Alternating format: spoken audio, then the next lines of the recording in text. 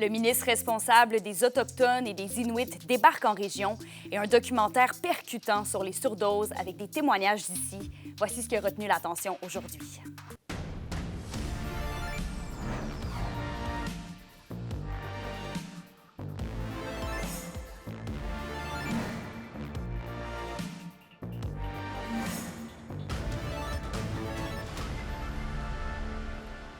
Ici Kémilia Laliberté et voici vos informations. Le ministre responsable des relations avec les Premières Nations et les Inuits, Yann Lafrenière, est de passage dans la région aujourd'hui. Il était à Témiscamingue First Nation cet après-midi pour y voir le nouveau poste de police de la communauté. Et il se rendait ensuite à Québec, puis ira à Winaway et Wolf Lake. Des visites pour prendre le pouls des différents enjeux qui touchent les Premières Nations de la région actuellement. Et ce qui ressort, selon M. Lafrenière, c'est la crise du logement ainsi que la desserte policière régionale, notamment à Winaway. En effet, la sécurité publique est une priorité puisqu'il y a un enjeu avec la présence de stupéfiants dans les communautés. C'est important d'être sur le terrain, d'entendre les gens, d'entendre les préoccupations, mais aussi de voir les réussites. Puis aujourd'hui, je suis extrêmement fier de me tenir face à leur nouveau poste de police. On a vu le nouveau garage municipal aussi qui est à être travaillé, l'école qui est agrandie, le centre communautaire. Écoutez, c'est une communauté qui se porte bien, dynamique, des gens qui sont heureux de travailler ici, qui veulent faire la différence pour le futur. Et ça fait partie du travail de terrain. Puis avec nos députés en équipe, c'est comme ça qu'on y arrive.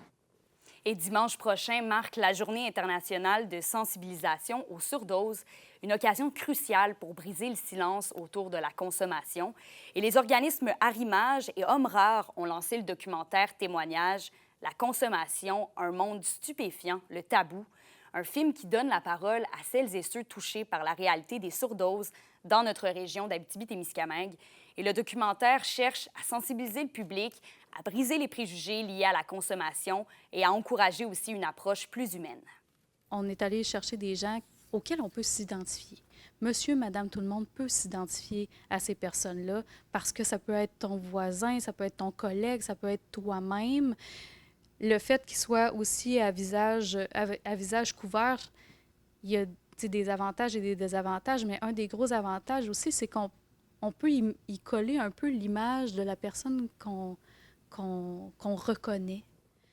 Et alors que la ville de Rouyn-Noranda se dirige vers son 100e anniversaire aujourd'hui, le Centre de services scolaires a dévoilé sa programmation pour son 100e. Roxane Caillouette, notre nouvelle journaliste, nous dit comment l'organisation compte souligner le tout.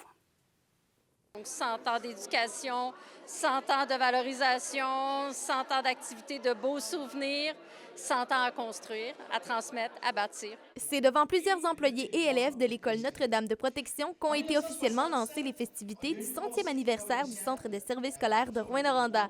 Plusieurs activités sont proposées, comme des ateliers culturels pour les élèves, une exposition sur le passé des services éducatifs et une cérémonie commémorative. On touche tous les élèves, sans exception, toutes les classes. Donc, le personnel qui est volontaire ont accès à des activités. Les visites, c'est pour les élèves aussi. La pièce de théâtre, c'est pour nos élèves du secondaire et de la formation des adultes. Donc, il y a des activités pour tout le monde. Formation du préscolaire à la formation professionnelle. Il y a des écoles qui vont présenter les activités ou les œuvres qu'ils ont fait. Et il y a le centre d'exposition qui va être ouvert à tous les parents. Pour revisiter les moments marquants de l'organisation, un recueil de photos d'archives avec des témoignages a été créé par plusieurs acteurs du milieu scolaire. On voulait avoir une base pour que les élèves puissent travailler, faire des projets. Donc, pour faire des projets sur le 100e, il faut toujours bien connaître l'école, notre école de fond en comble. Donc, c'est cette idée-là qui m'est venue pour qu'on puisse faire ce projet. Ça a été un travail de plusieurs mois de recherche, d'écriture, de mise en page.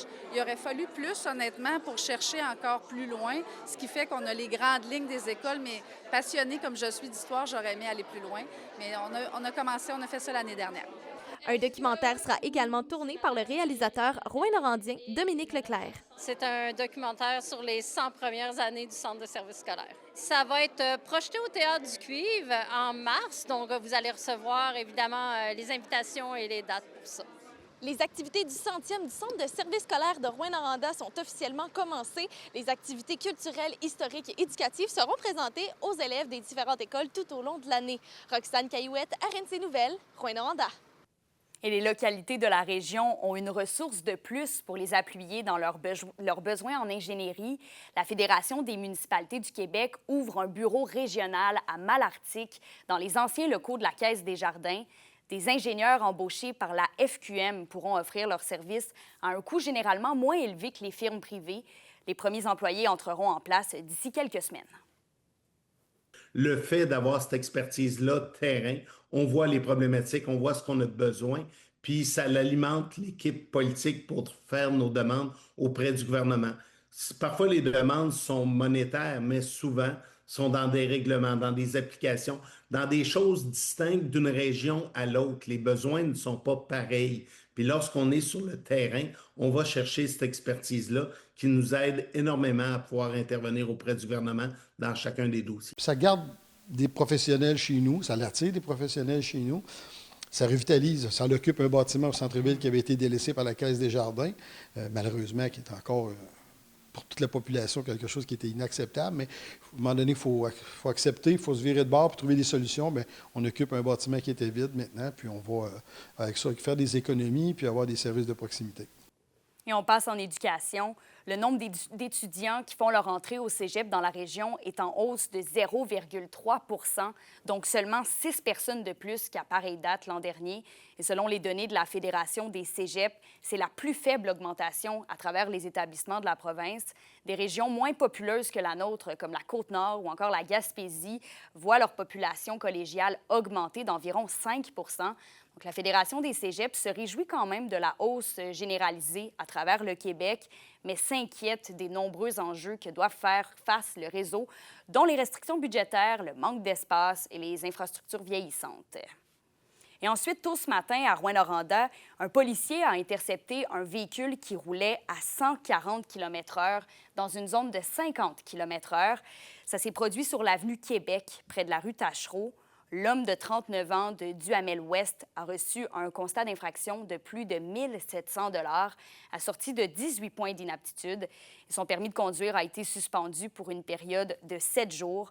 Bon, comme le rappelle la Sûreté du Québec, la vitesse est l'une des premières causes de collisions mortelles à survenir sur nos routes.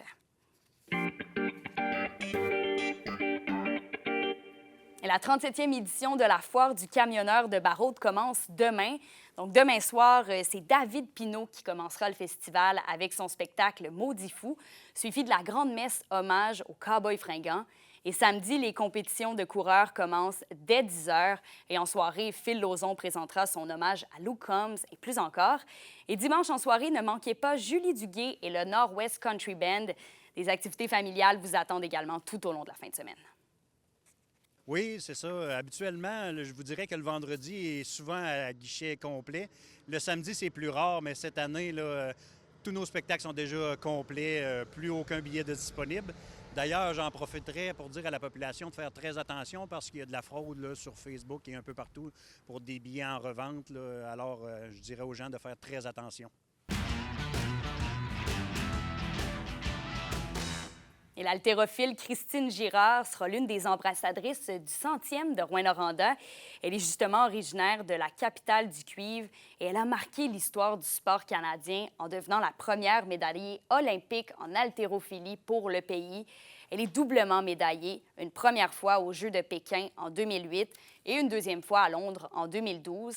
Et parmi les autres ambassadeurs annoncés, il y aura aussi l'ancien joueur des Canadiens de Montréal, Régent Houle, qui a soulevé 5 fois la Coupe Stanley.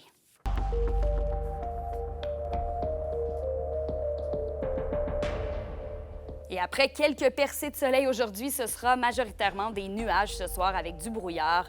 Minimum de plus 4 degrés Celsius du côté de l'Abitibi et de 7 au Témiscamingue. Et pour demain, 30 % de probabilité de pluie le matin. Ensuite, ça se dégage en après-midi. Maximum 18 sur tout le territoire. Et samedi, bonne nouvelle, c'est du gros soleil, 22 degrés en Abitibi et 21 au Témiscamingue. C'est complet pour ce soir. Ça a été un plaisir d'être avec vous. On se revoit demain pour le dernier bulletin de la semaine. Passez un excellent jeudi soir.